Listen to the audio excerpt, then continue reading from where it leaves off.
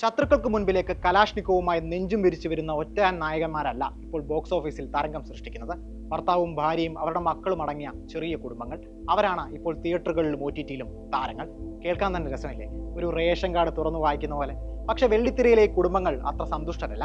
അവർക്ക് ചില പ്രശ്നങ്ങളുണ്ട്, ചില വലിയ പ്രതിസന്ധികൾ. ദൃശ്യത്തിൽ നിന്നാണ് ഈ ട്രെൻഡിന് തുടക്കം, അതോ എൻ്റെ മാമാട്ടിക്കുട്ടിയമ്മയിൽ നിന്നോ? അതോ നമുക്ക് ദൃശ്യത്തിൽ നിന്ന് തന്നെ തുടങ്ങാം. ജോർജ് കുട്ടി എന്ന കേബിൾ TV ഓപ്പറേറ്ററുടെ സന്തുഷ്ട കുടുംബം, അവരുടെ കുഞ്ഞുകുട്ടി പരാധീനതകൾക്കിടയിലേക്കാണ് അയാളുടെ കടന്നുവരവ്. വരുൺ പ്രഭാകർ, മലയാളത്തിന്റെ സ്വന്തം ക്ഷണിക്കപ്പെടാത്ത അതിഥി. സിനിമയുടെ തുടക്കത്തിൽ തന്നെ അയാളുടെ മോറൽ സൈഡ് അത്ര വെടിപ്പല്ലെന്ന് സംവിധായകൻ നമുക്ക് പറഞ്ഞു തരുന്നു. അതുകൊണ്ട് തന്നെ ആദ്യ പകുതിക്ക് മുൻപ് ആ കഥാപാത്രത്തെ ജോർജ് കുട്ടിയുടെ മകൾ കൊലപ്പെടുത്തുമ്പോഴും ജോർജ് കുട്ടിയുടെ നേതൃത്വത്തിൽ തെളിവ് നശിപ്പിക്കൽ പരമ്പര നടക്കുമ്പോഴും ആരും അയ്യോ എന്ന് പരിതപിക്കുന്നില്ല. ആ 4ാം ക്ലാസ്സുകാരന്റെ എപ്പിക് ബുദ്ധിയിലേക്കാണ് കാണികളുടെ ശ്രദ്ധ പതിക്കുന്നത്. ഇവിടെ ഒരു ഘട്ടത്തിൽ പോലും കുറ്റവാളികൾ എന്ന ലേബലിൽ ആ കുടുംബത്തെ ആരും കാണുന്നില്ല. ആ ചെക്കൻ ചെന്ന് കയറി കൊടുത്തതല്ലേ എന്ന് പ്രേക്ഷകർ ന്യായം കണ്ടെത്തുന്നു. മോഹൻലാൽ അവതരിപ്പിക്കുന്ന നായക കഥാപാത്രത്തിനോടുള്ള കൂറല്ലിത്. ഒരു സാധാരണക്കാരൻ നിയമവ്യവസ്ഥിതികളെ, പ്രത്യേകിച്ച് പോലീസിനെ പരിഹസിച്ച് നിൽക്കുന്നു എന്ന തോന്നലാണ്.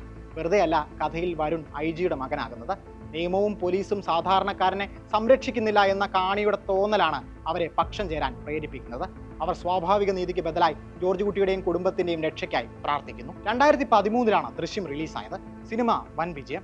ഇതിന് പിന്നാലെ 2021-ൽ സിനിമയുടെ 2ാം ഭാഗവും 2026-ൽ 3ാം ഭാഗവും പുറത്തു വന്നു. സീക്വലുകളും സൂപ്പർ ഹിറ്റുകൾ.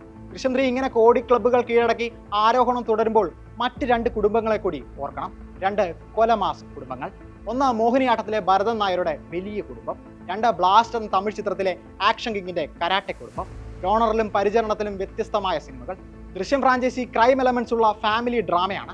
മോഹിനിയാട്ടം ഡാർക്ക് കോമഡിയും ബ്ലാസ്റ്റ് പക്ക ആക്ഷൻ എന്റർടൈനറും. പക്ഷേ ഇവയിൽ ചില സാമ്യങ്ങൾ നമുക്ക് കാണാം. ഒരു സന്തുഷ്ട കുടുംബം, അവിടേക്ക് കടന്നു വരുന്ന വരുൺ പ്രഭാകറിന്റെ വേരിയന്റുകൾ. മോഹിനിയാട്ടത്തിൽ ആ വേരിയന്റ് സുരാജ് വെഞ്ഞാറമൂട് അവതരിപ്പിച്ച ഗോവിന്ദരാജയാണ്. ബ്ലാസ്റ്റിൽ അത് ഒരു ലോഡ് ഗുണ്ടകളാണ്. തങ്ങളുടെ സ്വസ്ഥത നശിപ്പിക്കുന്ന ഇവരെ ആ നല്ല കുടുംബങ്ങൾ കൊല്ലുന്നു, കുഴിച്ചു മൂടുന്നു, വെട്ടി കഷ്ണങ്ങളാക്കുന്നു. എന്നാൽ കഥയുടെ അവസാനം ആരും ശിക്ഷിക്കപ്പെടുന്നില്ല.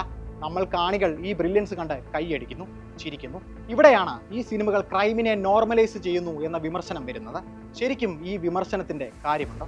സിനിമ ഫിക്ഷൻ അല്ലേ? സിനിമ സമൂഹത്തെയോ സമൂഹം സിനിമയെയോ സ്വാധീനിക്കുന്നുവെന്ന് തീർത്ത് പറയാൻ സാധിക്കുമോ? ഇതിനൊന്നും ഒറ്റ വാചകത്തിൽ വടിവത്ത ഒറ്റ ഉത്തരമില്ല. പക്ഷേ ഒരു കാര്യം ശ്രദ്ധിക്കണം, ഇതൊരു ട്രെൻഡായി മാറും.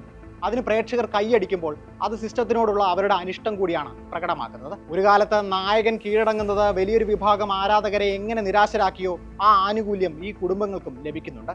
ഇതെങ്ങനെ സംഭവിച്ചു? ഈ സിനിമകളുടെ അവതരണം, അഭിനേതാക്കളുടെ പ്രകടനം, കഥയിലെ കുടുംബം എന്ന ഘടകം, പിന്നെ നിയമവ്യവസ്ഥയോടുള്ള സാധാരണക്കാരന്റെ കാഴ്ചപ്പാട് എന്നിവയാണ് അതിന് കാരണമായി പറയാൻ സാധിക്കുക. ഈ സിനിമകളെ ഹിറ്റുകളാക്കി മാറ്റിയതും ഇതേ ഘടകങ്ങൾ തന്നെ. സേതുമാധവൻ കത്തി താഴെയിട്ട് പോലീസിന് കീഴടങ്ങിയ പോലെ ഇവർ ചെയ്തിരുന്നെങ്കിൽ, അല്ലെങ്കിൽ ക്ലൈമാക്സിൽ പോലീസ് അവരെ പിടികൂടിയെങ്കിൽ ബോക്സ് ഓഫീസിൽ ഈ ചിത്രങ്ങൾ മാന്ത്രിക സംഖ്യകൾ കണ്ടെത്തുമായിരുന്നില്ല. ചിലപ്പോൾ ഈ സിനിമകൾ പോലും സംഭവിക്കില്ലായിരുന്നു. ഈ സിനിമകൾ ഏതെങ്കിലും തരത്തിൽ ക്രൈമുകൾക്ക് കാരണമാകുമെന്നല്ല പറഞ്ഞു വരുന്നത്. കോവിഡിന് ശേഷം ട്രൂ ക്രൈം ഡോക്യുമെന്ററികളും സിനിമകളും കളം നിറഞ്ഞതോടെ സൈക്കോ കില്ലർമാർക്ക് ലഭിച്ച ഓൺലൈൻ വീരപരിവേഷം പോലൊന്ന് ഇത്തരം കുടുംബങ്ങൾക്കും ലഭിച്ചേക്കാമെന്നാണ്. ക്രൈം വാർത്തകൾ വീടകങ്ങളിൽ നിന്ന് വലിയ തോതിൽ വരുന്ന കാലത്ത് അത് അത്ര നല്ല പ്രവണതയല്ല. വീടിനടുത്ത് ഒരു പോലീസ് സ്റ്റേഷനല്ല, വീട്ടിനുള്ളിൽ ഒരു ജോർജ് കുട്ടിയെയോ ശശിയേട്ടനെയോ ആണ് വേണ്ടതെന്ന തമാശയായി നിൽക്കണം. സിനിമ മാത്രവും. പിന്നെ ഈ കുടുംബം പ്ലസ് ക്ഷണിക്കപ്പെടാത്ത അതിഥി വിജയ ഫോർമുലയുണ്ടല്ലോ, അത് പലരുടെ ആംഗിളിൽ കാണാൻ ഭയങ്കര രസമാണ്. പക്ഷേ ഈ രസം ആവർത്തിച്ചാൽ അത് നമ്മളെ ചെടിപ്പിക്കും, നമ്മുടെ ആസ്വാദന നിലവാരത്തെയും സാമൂഹിക ബോധ്യത്തെയും.